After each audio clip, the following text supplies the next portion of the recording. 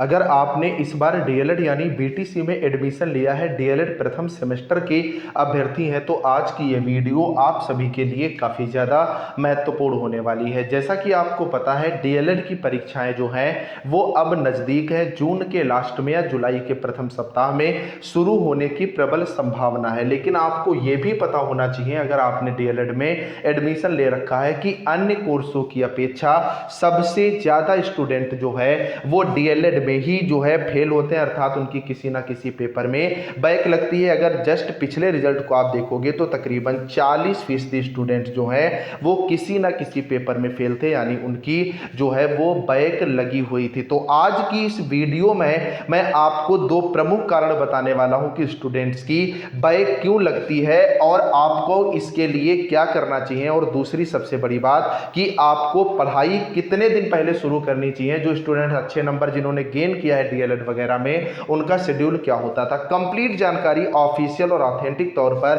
आपको इस वीडियो के माध्यम से मिलेगी। वीडियो महत्वपूर्ण है, लास्ट तक बने रहिएगा।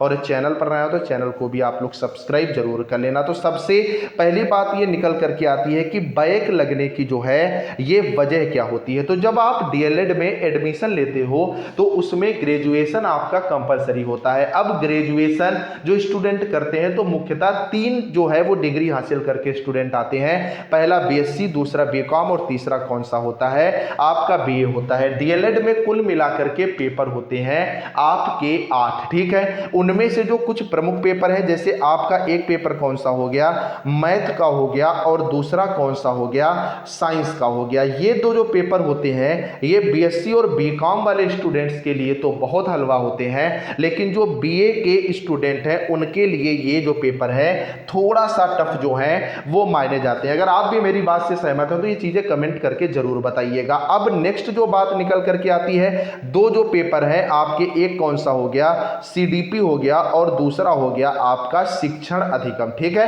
तो ये जो शिक्षण अधिगम है, इनमें दिक्कत किसको आती है, इनमें दिक्कत आती है बीएससी और बीकॉम वालों को, क्योंकि इन्होंने बना के तो कभी लिखा नहीं है, तो इनको इन पेपर में दिक्कत आती है। और इनका वेटेज होता है 50-50 यानी 100 नंबर का, और बीए वाले ये आसानी से कर ले जाते हैं। यही वजह होती है कि स्टूडेंट की बैक सबसे ज्यादा किसमें लगती है, या तो मैथ में लगती है और या तो पेपर सेकंड यानी शिक्षण अधिगम में लगती है, ठीक है। तो बैक लगने की सबसे बड़ी वजह क्या है ये आप यहां पर समझ गए होंगे। अब बात निकल करके आती है कि आपको बैक से बचना कैसे है। तो देखो, जो डीएलएड का पेपर आपका होता है इनमें 3 तरह के क्वेश्चन आते हैं। एक आपका होता है ऑब्जेक्टिव, दूसरा होता है आपका वेरी शॉर्ट, और तीसरा कौन सा होता है, शॉर्ट क्वेश्चन होता है। ऑब्जेक्टिव क्वेश्चन आपका 1 नंबर का आता है, वेरी शॉर्ट भी 1 नंबर का आता है, और शॉर्ट क्वेश्चन कितने नंबर का आता है, 2 नंबर का आता है। अब अगर पेपर वाइज आप बात करोगे, भाई जो पेपर होते हैं आपके, कुछ पेपर 25 नंबर के होते हैं और कुछ पेपर कितने नंबर के होते हैं, 50 नंबर के होते हैं। जो आपका 25 नंबर का पेपर होता है इनकी संख्या होती है 5। इनमें आपके ऑब्जेक्टिव क्वेश्चन कितने आते हैं, 5 आते हैं, और वेरी शॉर्ट क्वेश्चन कितने आते हैं, ये आपके 6 आते हैं। और आपको ये अच्छे से पता है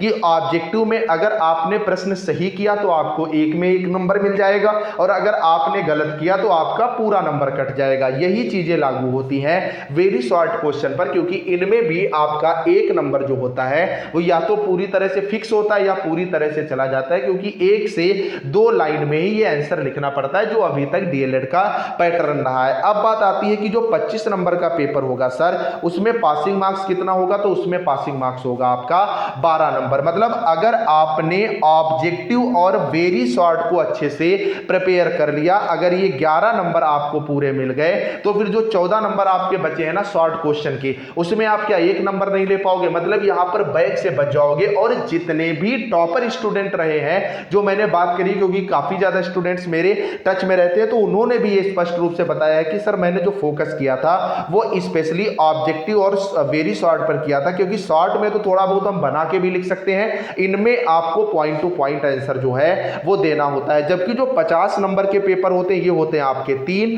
पहला कौन सा, सीडीपी होता है, दूसरा होता है शिक्षण अधिगम का, और तीसरा होता है आपका एसएसटी का। इनमें तो आपकी और भी ज्यादा चांदी हो जाती है, क्योंकि इनमें 15 क्वेश्चन आपके ऑब्जेक्टिव के आ जाते हैं और 15 क्वेश्चन आ जाते हैं कौन से, वेरी शॉर्ट। मतलब 30 नंबर का वेटेज होता है वेरी शॉर्ट का और शॉर्ट क्वेश्चन का, जबकि आपको 50 में पासिंग मार्क्स कितना लाना होता है, केवल 25 नंबर लाना होता है। अगर इन दो चीजों पर ही आप अच्छे से फोकस कर लोगे तो पेपर आपका जो है वो पूरी तरह से बीट हो जाएगा। मतलब कहने का ये कि आपको फोकस कहां करना है, फोकस करना है आपको ऑब्जेक्टिव पर और साथ ही साथ में कहां पर, वेरी शॉर्ट क्वेश्चन पर। अब बात आती है कि सर ये ऑब्जेक्टिव क्वेश्चन और वेरी शॉर्ट क्वेश्चन हम पढ़ेंगे कहां से। तो इसके लिए आप दो सीरीज, एक पवन की मैं आपको बता रहा हूं और दूसरी बता रहा हूं राजन की, इन दोनों के अगर आपने ऑब्जेक्टिव क्वेश्चन अच्छे से कर लिए ना तो आपको अन्य कुछ भी पढ़ने की आवश्यकता नहीं है। एक एक ऑब्जेक्टिव क्वेश्चन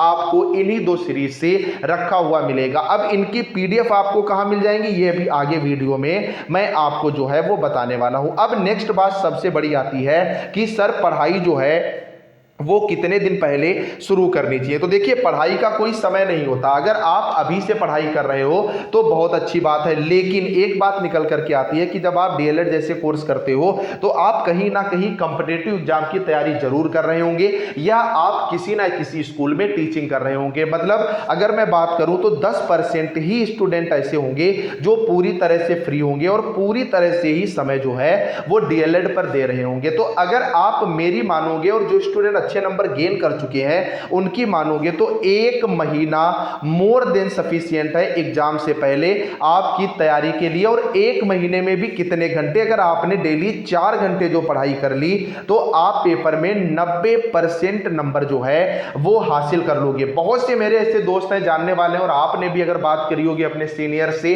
या जो डीएलएड कर चुके तो उन्होंने भी बताया होगा कि लास्ट टाइम में जो है वो पढ़ाई की जाती है। लेकिन अभी आपको मेहनत करनी है कहां पर, जो बीए वगैरह के स्टूडेंट हैं तो आप मैथ साइंस वगैरह डेली बेसिस पे लगाओ, और जो आप ये साइंस साइड वाले स्टूडेंट हैं तो आप शिक्षण अधिगम और सीडीपी पर फोकस करो क्योंकि इनमें परिभाषाएं वगैरह जो हैं वो होती हैं। तो थोड़ा बहुत अगर आप अभी से पढ़ रहे हो, आधा घंटा बहुत है दिन में, तो आपके लिए बेहतर है। और एक महीना ये जो है लास्ट में आपको देना होगा जब आपकी जो है वो एग्जाम डेट आ जाती है। अब सबसे बड़ी बात आती है कि सर सब कुछ तो ठीक है लेकिन मेन बात आती है कि सर बेहतर नोट्स जो है वो कहां मिलेंगे। देखिए अगर आप दिन में 3-3, 4-4 घंटे वीडियो क्लासेस देख रहे हो ना डीएलएड में, तो मैं कहूंगा ये आप अपना टाइम बर्बाद कर रहे हो। डीएलएड में इतना कुछ नहीं पढ़ने वाला होता है। कक्षा 1 से 8 तक आप मास्टर बनने जा रहे हो, उसी लेवल का आपका क्या आता है, पेपर भी आता है डीएलएड का। तो अगर आपके पास कंटेंट बेहतर है तो आपको कुछ भी करने की आवश्यकता नहीं है। तो ये नोट्स आपको बिल्कुल फ्री में कहां मिल सकते हैं, तो उसके लिए आप जान लो डेली शाम को 7:15 पर अपने चैनल पर फ्री लाइव क्लास होती है। ठीक है, तो उसमें मैंने पवन सीरीज के 8